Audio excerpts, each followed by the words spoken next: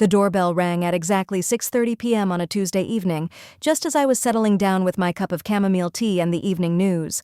I wasn't expecting anyone, but when I opened the door, there stood my daughter-in-law Jessica, with tears streaming down her face, and my son Marcus, looking like he'd rather be anywhere else in the world. "Mom, we need to talk," Marcus said, avoiding my eyes as he always did when something was wrong. Jessica pushed past both of us into my living room, her designer heels clicking against the hardwood floor I'd spent years saving to install.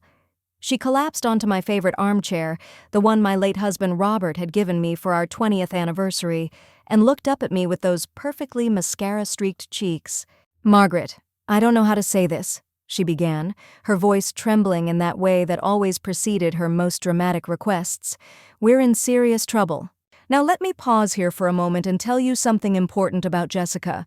In the 3 years since she married my son, she had perfected the art of turning every conversation into a performance. Whether she was complaining about the grocery store being out of her favorite organic quinoa or explaining why she needed a new wardrobe for each season, everything was delivered with the emotional intensity of a soap opera star. But this time felt different. This time Marcus was fidgeting with his car keys, and Jessica's usual confidence had cracked like ice on a frozen pond. "What kind of trouble?" I asked, though part of me already suspected where this conversation was heading. You see, this wasn't the first time they'd shown up at my door with financial problems. There was the time they needed money for a down payment on their house, then the emergency car repair, then Jessica's medical bills from what turned out to be nothing more than stress-induced headaches. Jessica wiped her nose with a tissue she'd apparently brought just for this occasion. "The business is failing, Margaret. Marcus's construction company is going under, and we owe more money than we can possibly repay." I looked at my son, waiting for him to explain, but he just stared at the floor like it held the secrets of the universe. Marcus had always been a dreamer, even as a little boy. He'd build elaborate castles out of blocks, draw pictures of the houses he'd construct someday, and talk endlessly about becoming the most successful contractor in the state. When he finally started his own company 5 years ago, I was so proud I could barely contain myself. "How much do you owe?" I asked, settling into the chair across from them. Jessica and Marcus exchanged a look that made my stomach tighten. In 35 years of marriage to Robert, I'd learned to recognize that particular glance between spouses. It was the look that said they'd already discussed exactly how this conversation would go, who would say what, and what they expected the outcome to be. $47,000, Marcus finally whispered, his voice so quiet I almost didn't hear him. The number hung in the air between us like smoke from a fire. $47,000. It was more than I'd made in my first 2 years of working at the local library, back when I was a young mother trying to help support our family, while Robert was building his carpentry business. "The creditors are calling every day," Jessica continued, her tears flowing more freely now. "They're threatening to take the house, the cars, everything we've worked for. We've tried everything, Margaret. We've sold jewelry, furniture, even my grandmother's china set. There's nothing left." I watched her performance, and I had to admit it was convincing. The tears seemed genuine, the desperation palpable. But something in the back of my mind was nagging at me, like when you know you've forgotten something important but can't quite remember what it is. "What exactly are you asking me to do?" I said, though I was fairly certain I already knew the answer. This is when Jessica leaned forward in her chair, clasping her hands together in what I can only describe as a prayer position. "We need you to give us your bank card and PIN number, just temporarily, of course. We need to access your savings to pay off the debts, and then we'll pay you back as soon as the business recovers." The words hit me like a slap across the face. My bank card. The plastic rectangle that represented 40 years of careful saving, of clipping coupons and buying generic brands and mending clothes instead of replacing them. The card that accessed the account where I'd deposited every penny from Robert's life insurance policy after he passed away 3 years ago. "My bank card," I repeated slowly, wanting to make sure I'd heard correctly.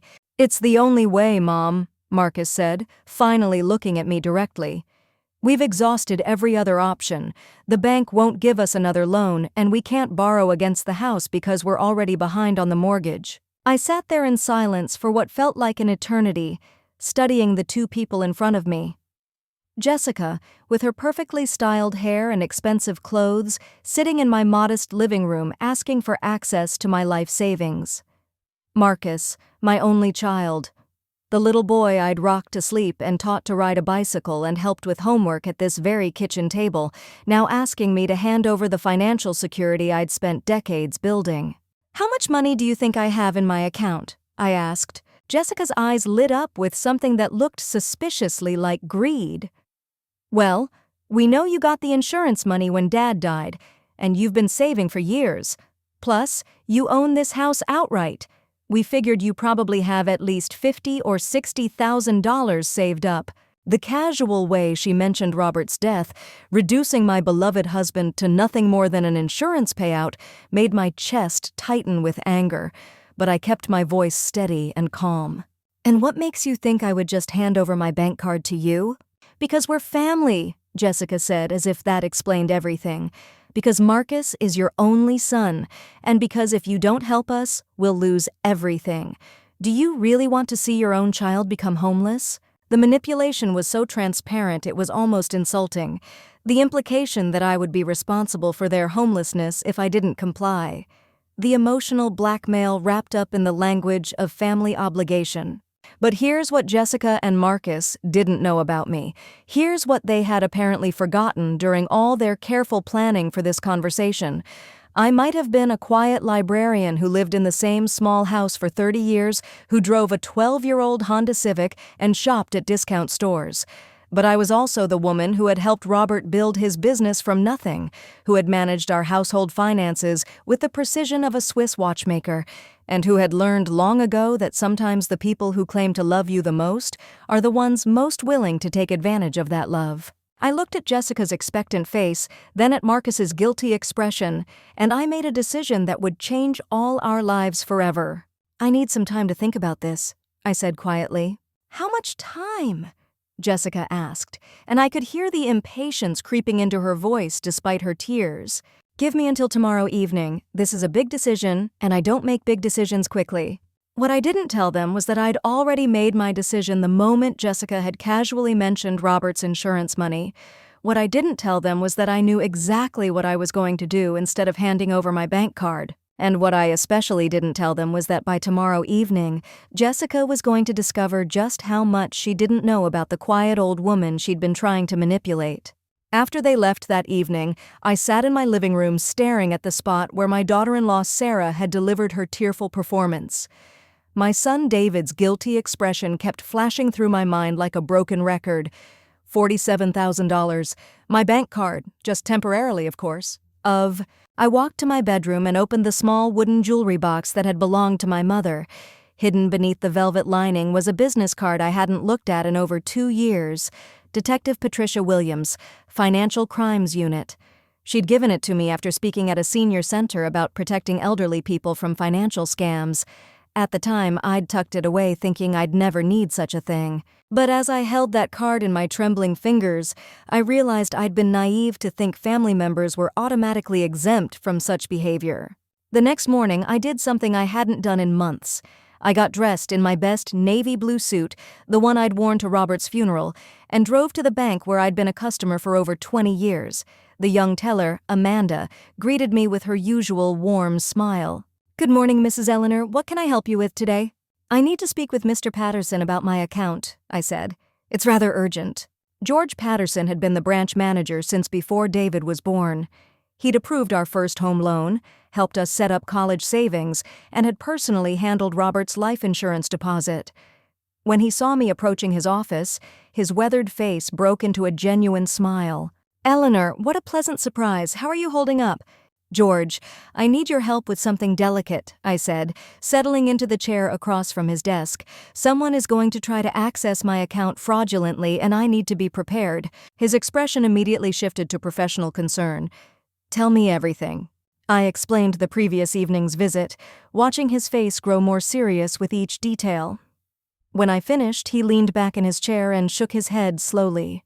"Eleanor, in 30 years of banking, I've seen this scenario more times than I care to count. Family members targeting elderly relatives for their savings. It breaks my heart every single time. What would happen if I actually gave them my card and PIN? George pulled out a legal pad and started writing. Well, legally speaking, if you voluntarily provide access to your account, it's not technically theft. But once they have that access, there's nothing to prevent them from taking everything. And I mean everything, Eleanor. Your checking, your savings, your CDS, all of it. The reality of what Sarah and David had been asking hit me like a physical blow. They weren't just asking for help with their debt, they were asking for the keys to my entire financial life. What can we do to protect the account? I asked. Several things, George said, his pen moving across the paper. First, we can set up monitoring alerts for any transaction over a certain amount. Second, we can require dual authorization for withdrawals above a specific threshold. And third, if you're willing, we can set up what we call a honeypot account. A honeypot? George's eyes took on a mischievous glint.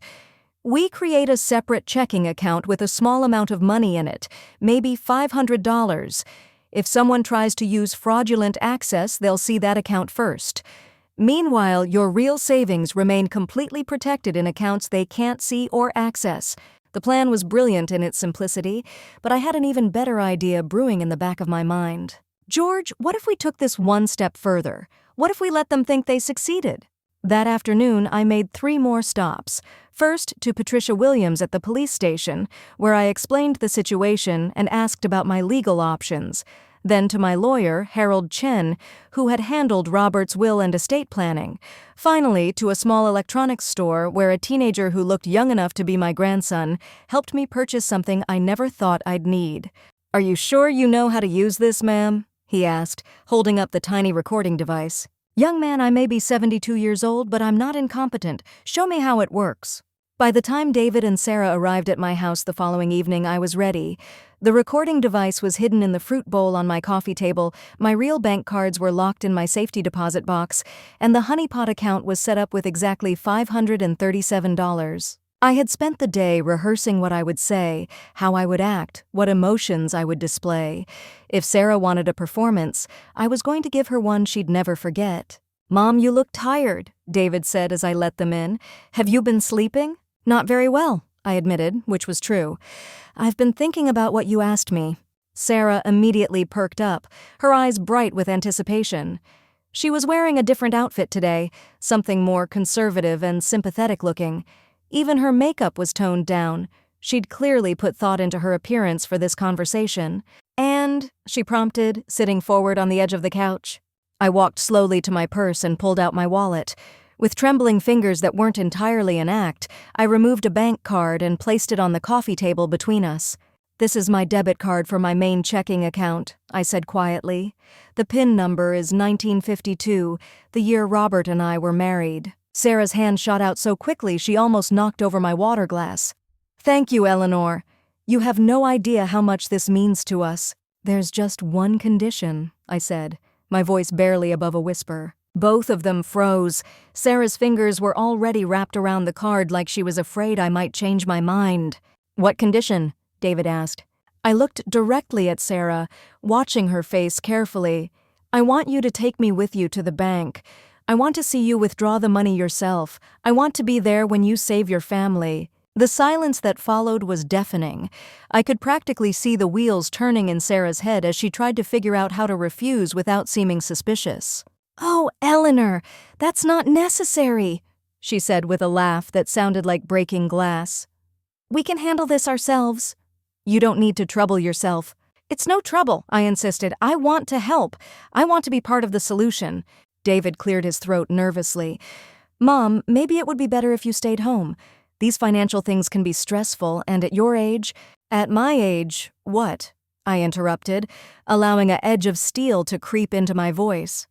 "At my age, I'm too old to see how my own money is being used." The mask slipped from Sarah's face for just a moment, and I saw something cold and calculating underneath, but she recovered quickly, plastering on another sympathetic smile. "Of course not, Eleanor. We just thought it might be emotional for you, watching us deal with our debts.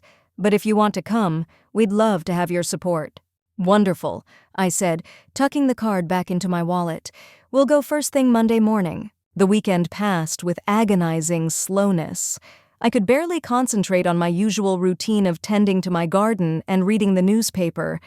Every time the phone rang, I expected it to be Rebecca calling with some excuse about why Monday wouldn't work, or perhaps trying to convince me once again to just let them handle everything without me. But the calls never came. Either they were supremely confident in their plan, or they were too busy celebrating what they thought was their victory to worry about the details. On Sunday evening, as I was watering my African violets on the kitchen windowsill, I noticed a car parked across the street. It had been there for over an hour, which was unusual for my quiet neighborhood. When I looked more closely, I could see two figures inside. The car was too far away to make out faces clearly, but something about the situation made my skin crawl. I called my neighbor, Mrs. Henderson, who had lived across the street for 40 years and knew every car that belonged in our area.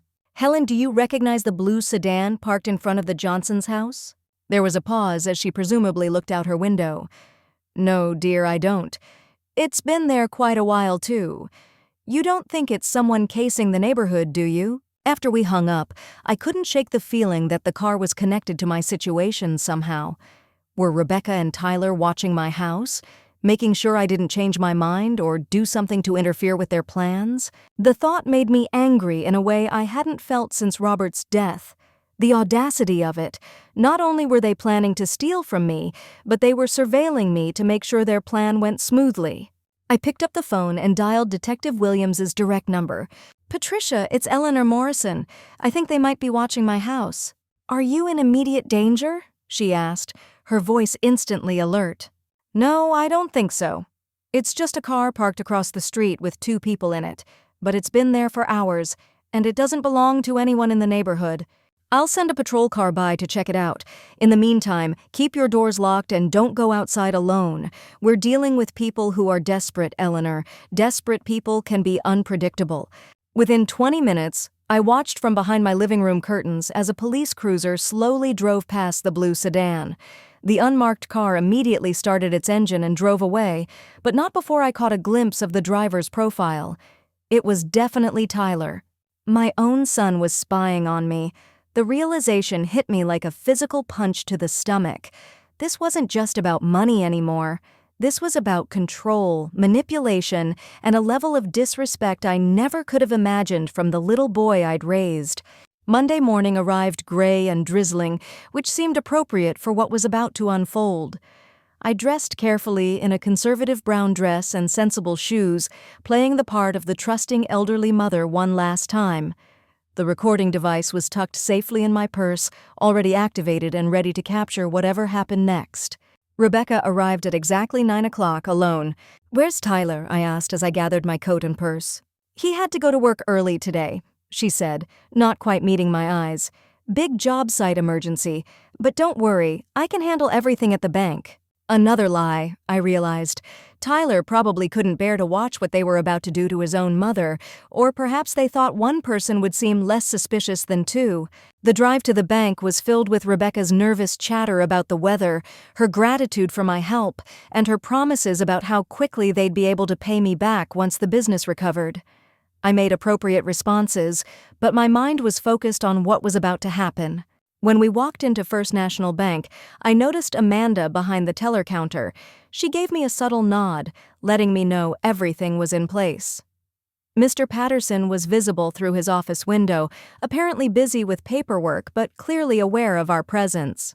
"I'd like to make a withdrawal," I told Amanda, my voice carrying just a hint of nervousness. "Of course, Mrs. Morrison. How much would you like to withdraw today?"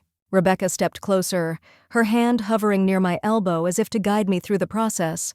"We need $47,000, she said before I could answer. Amanda's fingers flew over her keyboard, and I watched her face carefully. "I see. That's quite a substantial amount. Let me check your available balance." This was the moment of truth. According to our plan, Amanda would see the honeypot account first, the one with only $537 in it. "I'm sorry, Mrs. Morrison, but your checking account only shows a balance of $537. Are you sure you want to withdraw $47,000? The blood drained from Rebecca's face so quickly I thought she might faint. "That's impossible," she whispered, then louder. "That's impossible." Eleanor, you said you had the insurance money. You said you'd been saving for years. I turned to look at her with what I hoped was convincing confusion. I have been saving, dear. That's my life savings right there. $500?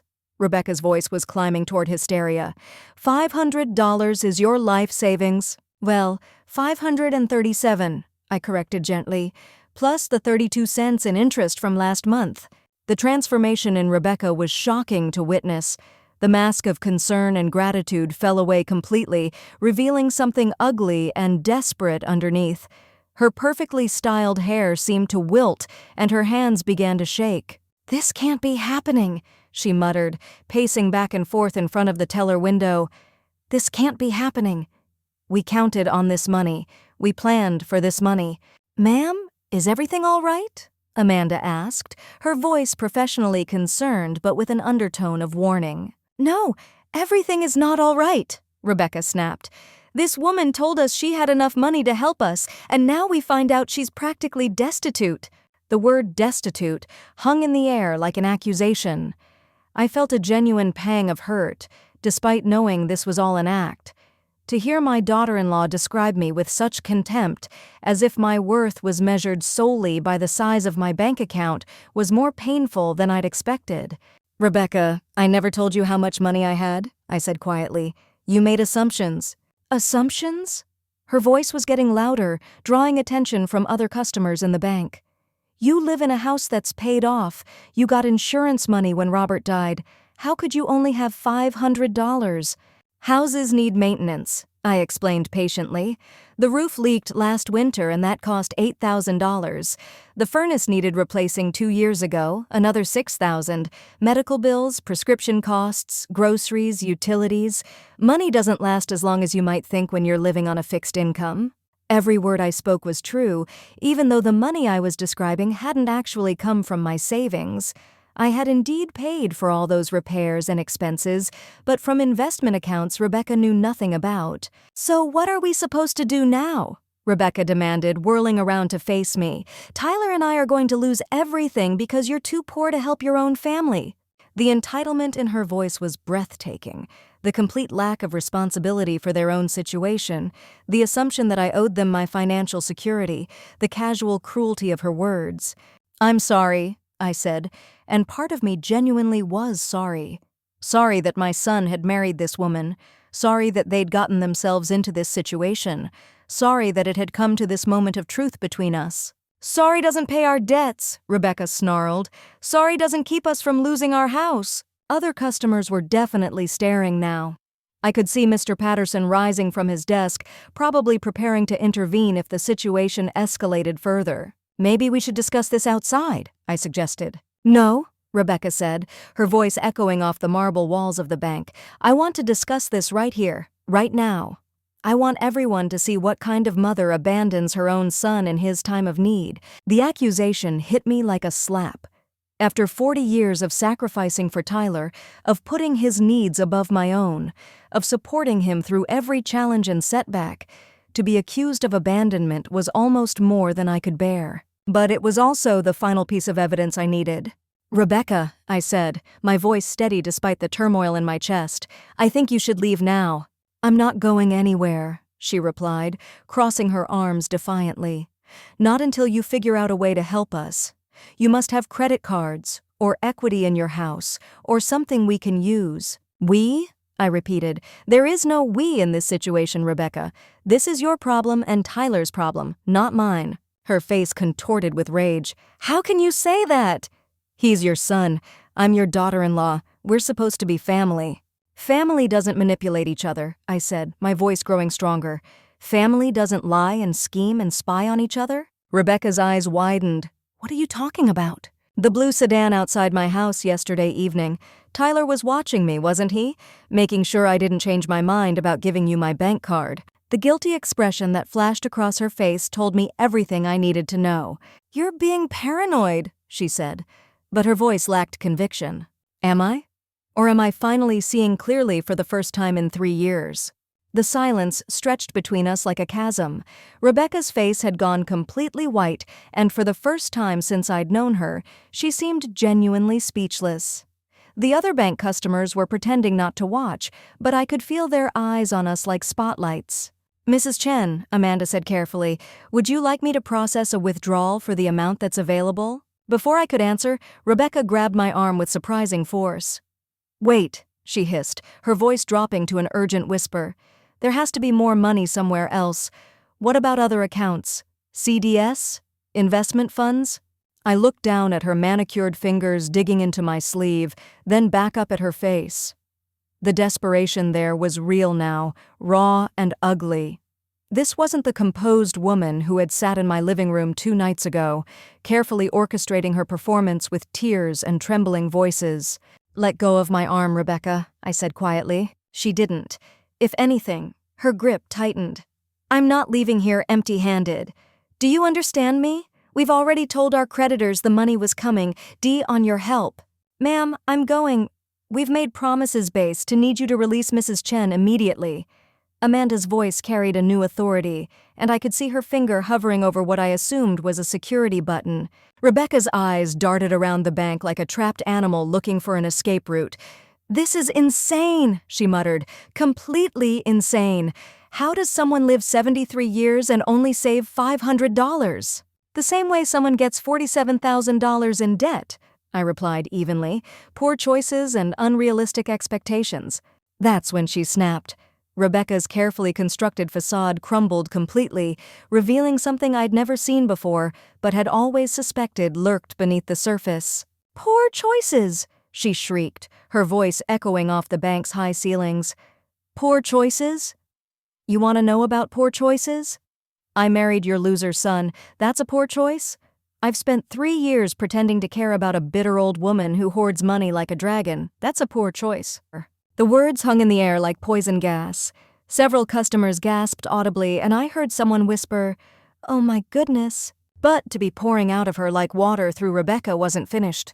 Years of resentment seems been like pretending to enjoy a burst dam. "Do you know your boring stories about your dead husband? Sitting through those endless dinners where you serve the same 5 meals over when you give me your cast and over? Acting grateful off clothes and outdated furniture?" Each word was a dagger, but strangely, instead of feeling hurt, I felt a growing sense of liberation. Finally, I was seeing the real Rebecca. The woman my son had married was showing her true colors in the most public way possible. "And now," she continued, her voice reaching a crescendo, "after all the time I've invested in playing the good daughter-in-law, after all the sacrifices I've made, you're telling me you're too poor to help us? That's not poor choices. That's fraud.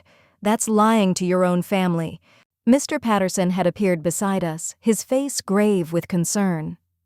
"Ladies, I think we need to move this conversation to my office." "No," Rebecca snapped, whirling on him. "I'm not hiding this in some back room. Everyone needs to hear what kind of person this woman really is. She let us believe she had money. She let us count on her help. She encouraged our dependency and then pulled the rug out from under us." I stared at her, genuinely amazed by the mental gymnastics required to make me the villain in this scenario. "Rebecca, I never once told you I would give you money. You asked for my bank card, and I said I needed time to think about it." 3 months later, I received a letter from Jessica apologizing for everything that had happened at the bank.